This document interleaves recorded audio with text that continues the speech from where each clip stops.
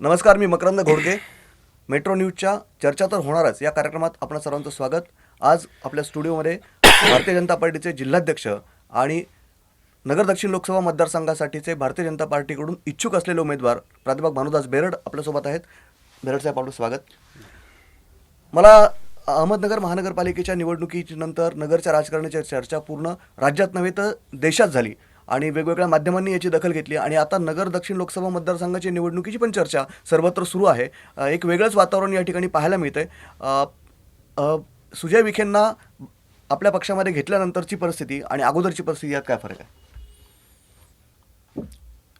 Doctor Sujay Vikhe यांचा भारतीय जनता पार्टीमध्ये प्रवेश झाला त्या अगोदर काँग्रेस राष्ट्रवादी म्हणजे जागा ही काँग्रेसला सुटेल की राष्ट्रवादीला सुटेल असा विषय चालू होता. बरं. परंतु अचानक त्यांनी भारतीय जनता पार्टीमध्ये प्रवेश केल्यानंतर काँग्रेस आणि राष्ट्रवादीमध्येही पळापळ सुरू झाली. कारण सुजय विखेंच्या विरोधात उमेदवार कोण द्यायचा ही काँग्रेस आणि राष्ट्रवादीच्या पुढे पडलेलं प्रश्नचिन्ह होतं. आणि त्याचबरोबर भारतीय जनता पार्टीमध्ये डॉक्टर सुजय विखे यांचा प्रवेश झाल्यानंतर या सर्व निष्ठावान कार्यकर्त्यांना समजून कसं सांगायचं हाही आमच्या पुढे पडलेला एक मोठा प्रश्न होता. बरोबर. आता परिस्थिती काय आहे? आता निवडणूक प्रचार सुरू झाला आहे, सगळ्या गोष्टी झाल्यात, यंत्रणा कामाला लागल्यात वेगवेगळ्या पद्धतीने. कसं वातावरण आहे आता? बघ, मागच्या 4-5 दिवसापासून डॉक्टर सुजय विखेंच्या उमेदवारी जाहीर झाल्यानंतर भारतीय जनता पार्टी, शिवसेना आणि मित्रपक्षाची एक बैठक नगर शहरामध्ये घेतली. त्यानंतर 24 तारखेला भाजप सेना आणि मित्रपक्षाचा नगर शहरामध्ये एक मोठा मेळावा घेतला आणि कार्यकर्त्यांना एक मेसेज त्या मेळाव्याच्या माध्यमातून दिला.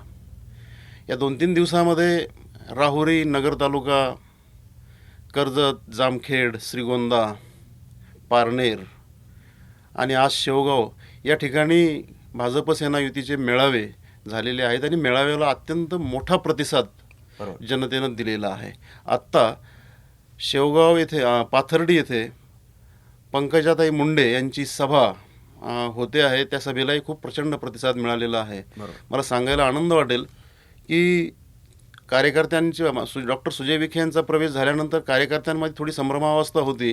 मात्र या सगळ्या मेळाव्यांमधून ही संभ्रमावस्था दूर झालेली आहे आणि आता बूथ लेवलचा कार्यकर्ता खऱ्या अर्थाने सक्षमपणे या निवडणुकीच्या युद्धाला सामोरं जायला तयार झालेला आहे. हे सगळं जरी होत असलं तरी एक ट्रेंड आपल्याला पाहायला मिळतो की सुजय विखे ज्या वेळेला पक्षात येण्याच्या अगोदर दिलीप गांधी हे आपले विद्यमान खासदार होते, हे निवडणूक लढवण्यासाठी इच्छुक होते, त्यांनी त्याचे प्रयत्न चालू केलेले होते. तुमची सुद्धा इच्छा होती निवडणूक लढवण्याची. आता तुमचंही तिकीट कापलं गेलं आहे, तुमच्यावरही अन्याय झाला आहे अशी परिस्थिती? उमेदवारी जाहीर होईपर्यंत इच्छुक असणं काही गैर नाही. मी इच्छुक होतो, परंतु उमेदवारी पक्षाने जेव्हा जाहीर केली तेव्हा पक्षाने काही निश्चितपणे काही भविष्याकडे लक्ष देऊन भविष्याचा वेध घेऊन निर्णय घेतला असेल, राज्याच्या हिशोबाने निर्णय घेतला असेल आणि त्यामुळे पार्टीनं घेतलेला निर्णय पार्टीच्या हिताचा आहे असं मानून मी दुसऱ्या दिवसापासून लगेच या प्रचाराच्या यंत्रणेमध्ये सक्रिय झालो. मुळात जिल्हाध्यक्ष असल्यामुळं प्रत्येक गोष्टीत मला सहभागी होणं हे आवश्यक आहे प्रोटोकॉलच्या नुसार आणि मी लगेच सहभागी झालो. भाजपच्या दक्षिण नगर जिल्ह्याची, एकूणच पूर्ण नगर जिल्ह्याची संघटनेची जबाबदारी, दोन्ही मतदारसंघाची जबाबदारी तुमच्यावर आहे आणि मग त्याकडे तुम्ही कसं सांभाळताय, काय करताय? सर्वसाधारणपणे अहमदनगर लोकसभा आणि शिर्डी लोकसभा या 2 लोकसभा क्षेत्र नगर जिल्ह्यामध्ये आहेत आणि या दोन्ही लोकसभा क्षेत्र माझ्या जिल्हाध्यक्ष म्हणून माझ्या अधिकार कक्षेमध्ये येतात. मी माझ्या अधिकाराचं विभाजन केलेलं आहे. प्रत्येक लोकसभेला एक संयोजक नेमलेला आहे आणि संयोजन समिती गठीत केलेली आहे.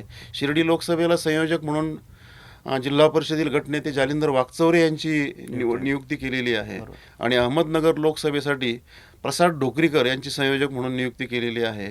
ते काम पाहतात आणि काही अडचण निर्माण झाली तर मी त्यामध्ये इन्व्हॉल्व्ह होतो आणि ती अडचण दूर करून कार्यकर्ते प्रचाराला कसे सक्रिय होतील हे पाहण्याचं काम मी या प्रामुख्याने करतो. या सगळ्या नगर दक्षिणच्या शिर्डीची इलेक्शन जरी आपण पाहिलं, शिर्डी लोकसभा मतदारसंघ आणि नगर दक्षिण लोकसभा मतदारसंघ यात एक ट्विस्ट तयार झालेला आहे. तिकडे शिर्डीमध्ये विद्यमान म्हणजे माजी खासदार भाऊसाहेब वाकचौरे यांनी बंडखोरी करण्याचं ठरवलं आहे, जे तुमच्या पक्षाचे आहेत, आणि इथे सुवेंद्र गांधींनी बंडखोरी करण्याचं ठरवलेलं आहे. मग यांना तुम्ही कसं समजून सांगताय का हे असंच चित्र चालू राहील? भाऊसाहेब वाकचौरे निश्चितपणे इच्छुक होते, पण भारतीय जनता पार्टी शिवसेना युती प्रदेश स्तरावर झाली. राष्ट्रीय स्तरावरून राष्ट्रीय अध्यक्ष अमितजी शहा यांनी त्याला मान्यता दिल्यानंतर ती जागा शिवसेनेकडे गेली. मला खात्री आहे भाऊसाहेब वागचौरे थांबतील पक्षाचा आदेश मानून, आणि तशाच पद्धतीनं नगर लोकसभा क्षेत्रामध्येही सुवेंद्र गांधी उमेदवार असेल अशा पद्धतीच्या बातम्या मी ऐकतो आहे. हो. पण मला खात्री आहे हे घर भारतीय जनता पार्टीचं निष्ठावान घर आहे. बरोबर. हे पार्टीचा आदेश अंतिमता मानेल. थोडी नाराजी जरूर असेल, मात्र ती नाराजी प्रदेश स्तरावरून दूर करण्याचा प्रयत्न आमच्या पातळीवर चालू आहे. तो होईल समजा प्रयत्न, पण प्रदेश पातळीवरनं हे प्रयत्न होण्याच्या अगोदर एक जिल्हाध्यक्ष म्हणून तुम्ही या दोघांशी संवाद साधला किंवा काही संपर्क केला? तुमची चर्चा चालू आहे? मी मध्यंतरी प्रदेशाच्याच सांगण्यावरून मी स्वतः आणि प्रदेशाचे प्रभारी अहमदनगर लोकसभेला नेमलेले प्रदीप पेशकार हे दोघंजण गांधी साहेबांच्या घरी गेलो, मात्र त्यांची भेट होऊ शकली नाही. सुवेंद्र गांधीशी माझी चर्चा झालेली होती आणि त्यानंतर मात्र प्रदेश स्तरावरून त्यांच्याशी संपर्क झाला आणि पक्षाचे उमेदवार डॉक्टर सुजय विखेही त्यांच्याशी संवाद साधून आले, त्यांच्याशी भेटून आलेले आहेत. आता प्रचार जसा जोरात चालू होईल, आता काही स्टार प्रचारक महाराष्ट्रातले नगरमध्ये येतील आणि जाहीर सभा घेतील. स्टार प्रचारक यायला सुरुवात झाली. आज नामदार पंकजाताई मुंडेंची सभा पाथर्डीमध्ये होते आहे, संपन्न झाली आहे. त्यानंतर माननीय पंतप्रधान नरेंद्रजी मोदी यांची सभा या ठिकाणी होते आहे. देवेंद्र फडणवीस यांच्या 2 सभा होणार आहेत. प्रदेशाध्यक्ष रावसाहेब पाटील दानवे यांचीही सभा होणार आहे. नामदार महादेव जानकर यांचीही सभा या ठिकाणी होणार आहे. असे अनेक स्टार प्रचारक या दोन्ही लोकसभा क्षेत्रामध्ये येतील आणि प्रचार सभा घेतील. हे सगळं वरतून सगळं चाललंय. नगर जिल्ह्यातल्या कार्यकर्त्यांचा जर विचार केला तर हे कार्यकर्ते आपल्याशी आता जोडले गेलेत का? आणि सुजय विखे भारतीय जनता पार्टीच्या कार्यालयात कधी येणार आहात? आता भाजप सेना युतीची बैठक झाली, त्यानंतर नगर शहरातील प्रमुख कार्यकर्त्याची बैठक नगरमध्ये झालेली आहे. त्याचप्रमाणे ग्रामीण भागामधील सर्वच विधानसभा क्षेत्रामध्ये या सगळ्या बैठका झालेल्या आहेत आणि कार्यकर्त्यांचा परिचय उमेदवाराशी करून देण्यात आलेला आहे. नगर शहरामध्ये शहर जिल्हाध्यक्ष म्हणून खासदार दिलीपजी गांधी असल्यामुळे आणि त्यांची उमेदवारी नाकारल्यामुळे नाराजी असणं स्वाभाविक आहे. त्यामुळे कार्यालयामध्ये अजून उमेदवार गेले नव्हते, परंतु ही नाराजी गांधी साहेबांची निश्चितपणे दूर करण्याचा प्रयत्न प्रदेशाकडून झालेला आहे. 1 तारखेला डॉक्टर सुजय विखे यांचा उमेदवारी अर्ज दाखल केला जाईल आणि दाखल केल्यानंतर होणाऱ्या जाहीर सभेला खासदार दिलीपजी गांधीसुद्धा उपस्थित राहणार आहेत. त्यानंतर निश्चितपणे जिल्ह्याच्या कार्यालय जे गांधी मैदानात आहे त्यामध्ये उमेदवार येऊन जातील. हे सगळं झालं. आता एकूण या निवडणुकीकडे तुम्ही जिल्हाध्यक्ष म्हणून कसं पाहता? नगर दक्षिणकडे आणि प्रतिस्पर्धी उमेदवार समजा आता सुवेंद्र गांधी नसेल, पण संग्राम जगताप हे जे उमेदवार आहेत यांच्याकडे तुम्ही कसं पाहताय आणि काय तुम्हाला तोडीसोड टक्कर आहे त्यांची?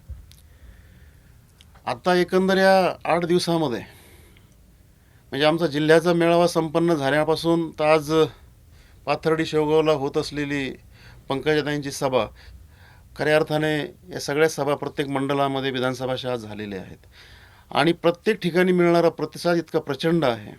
म्हणजे राहुरीपासून सुरू झाला, राहुरी नगर तालुका, पारनेर, त्यानंतर श्रीगोंद्याला तर 25,000पेक्षा अधिक लोक त्या मेळाव्याला हजर होते. यावरून एक निश्चितपणे लक्षात येतं आहे की जनतेने आता ही निवडणूक हातात घ्यायला सुरुवात केलेली आहे आणि भारतीय जनता पार्टीचं वातावरण तयार झालेलं आहे. या पाठीमागचा बेस जो आहे, आम्ही गेल्या 3 वर्षापासून विस्तारक योजना राबवून बूथ लेवलपर्यंत कार्यकर्ते व्हेरीफाय केलेत, बूथ प्रमुख नेमलेत, प्रत्येक बूथवर 30 कार्यकर्त्यांची टीम नेमलेली आहे. या सगळ्या टीमचा उपयोग प्रामुख्याने आम्हाला होतो आहे आणि मोठ्या प्रमाणावर वातावरण आता हे निर्माण झालेलं आहे.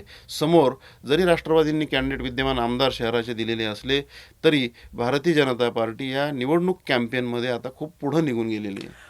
जरी भारतीय जनता पार्टी या निवडणूक कॅम्पेनमध्ये पुढे निघून गेली असली तरी नगर जिल्हा जो आहे, नगरचं राजकारण हे सगळं नात्यागोत्यांचं आहे. तुमचे एक आमदार संग्राम जगतापांचे सासरे आहेत शिवाजी कर्डिले, मग त्याकडे तुम्ही कसं पाहताय? आता नातेसंबंध असणं हा विषय वेगळा आहे. मराठा समाजामध्ये नाते निघतातच म्हणजे, परंतु कर्डिले साहेब भारतीय जनता पार्टीमध्ये त्यांची 2री टर्म आमदारकीची आहे. जवळजवळ 9.5 वर्षापेक्षा अधिक काल त्यांना भारतीय जनता पार्टीमध्ये येऊन झालेला आहे. पक्ष हा त्यांना चांगला समजलेला आहे असं माझं मत आहे. नातेसंबंध असणं वेगळं आणि पक्षाचं काम करणं असं वेगळं आणि मुळात जनतेमध्ये नरेंद्र मोदी यांची लाट लहर निश्चितपणे आहे आणि यानंतर लोकसभेच्या निवडणुकीनंतर 6 महिन्यामध्ये विधानसभा आहेत. बरोबर. त्यामुळे सगळेच मग लोकप्रतिनिधी असतील, आमदार असतील, जिल्हा परिषद सदस्य असतील, नगरसेवक असतील, नगराध्यक्ष असतील, हे सगळेच प्रामाणिकपणे पक्षाचं काम करतील हा विश्वास मला या मागच्या 8-10 वर्षामध्ये मी जे काही जिल्हा स्तरावर काम करतो त्या आधारावर मला कर्डिले साहेबांच्या बाबतीमध्ये आहे. जनतेला तुम्ही काय आवाहन कराल? आणि जनतेला आवाहन मी एवढंच करेल की लोकसभासाठी जे आपण मतदान करतो आहोत ते मतदान करताना राष्ट्रीय प्रश्न विचारात घेऊन राष्ट्रीयत्वासाठी आपण मतदान करावं. जेव्हा आपण राष्ट्राचा विचार करू तेव्हा निश्चितपणे आपल्या नजरेसमोर एकच पंतप्रधान पदाचा उमेदवार असेल तो म्हणजे नरेंद्र मोदी आणि आपण निश्चितपणे नरेंद्र मोदी यांनाच पाहून मतदान कराल. माझं हेच आपल्याला आव्हान आहे. एक बार फिर मोदी सरकार. बेराड साहेब, धन्यवाद आपण आमच्या स्टुडिओत आलात त्याबद्दल.